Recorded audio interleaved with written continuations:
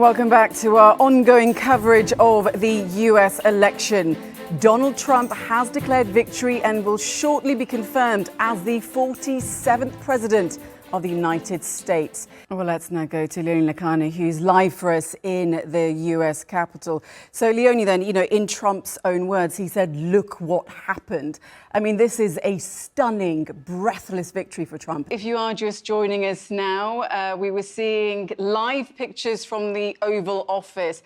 Some absolutely astounding visuals there where you saw a very different kind of rhetoric from US President Trump, where he was castigating Ukraine's President Zelenskyy. It was such a heated exchange, something that many of us have never seen. You're gambling with World War III. You said thank you once. John, astounding press conference. I mean, well, I should say in front of the press pack there. That's not exactly the kind of rhetoric that you normally expect from a US president. And my question before that went live, was I was going to ask you if a deal looked like it was going to be done, if it was any closer. I mean, what did you make of that performance by Donald Trump and his vice president in front of the cameras just now? Well, it's 12 GMT, 2 p.m. in Gaza, where the ceasefire between Israel and Hamas is now in effect. And we're continuing our special coverage. This has been, as you said, such a harrowing conflict, especially for children. And I saw also on your social media, you shared this really desperate story of this young boy. I think it was a 5-year-old boy called Saad, who lost his eyesight, and he spoke about his eyesight now going to heaven. Is there a sense that children have been robbed of their childhood, but also that they may never get it back due to what they've seen and what they've really endured?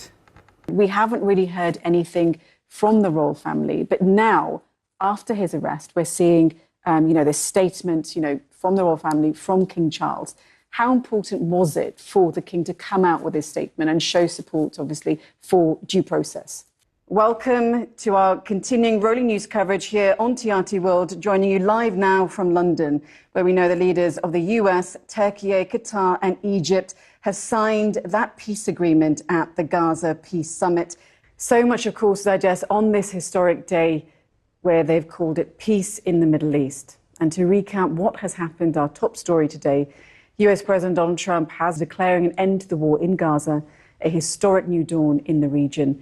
He also said the second phase of negotiations towards a lasting peace has begun. Hello and welcome to TRT World, live from London. I'm Mariam Zaidi, also on the programme.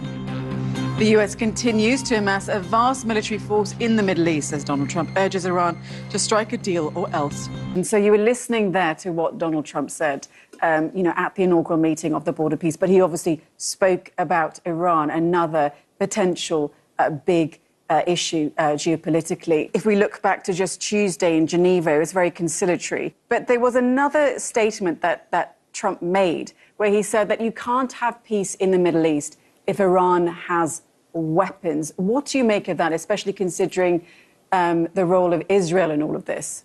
Today, even speaking with Iranians, they're still waiting.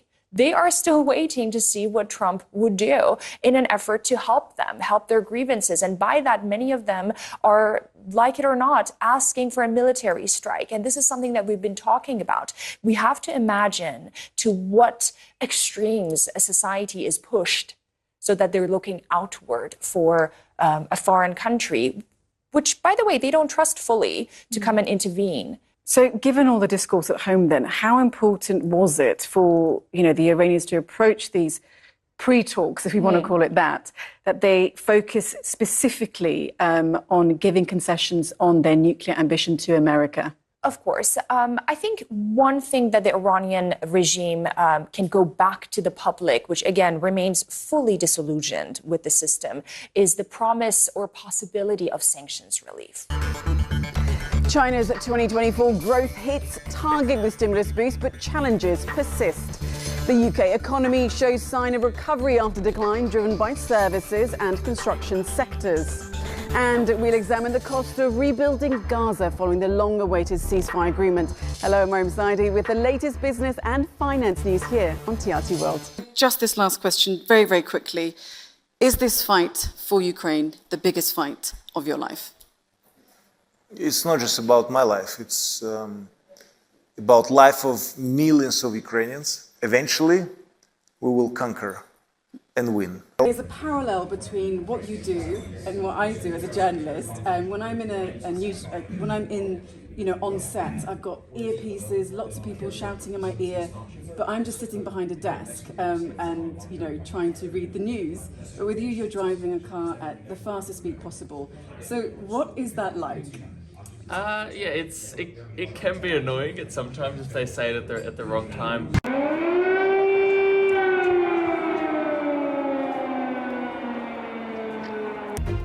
Hello and welcome to the show. Now, despite weeks of denial and diplomatic talks, on Thursday morning, Russian President Vladimir Putin gave the order for his army to attack Ukraine.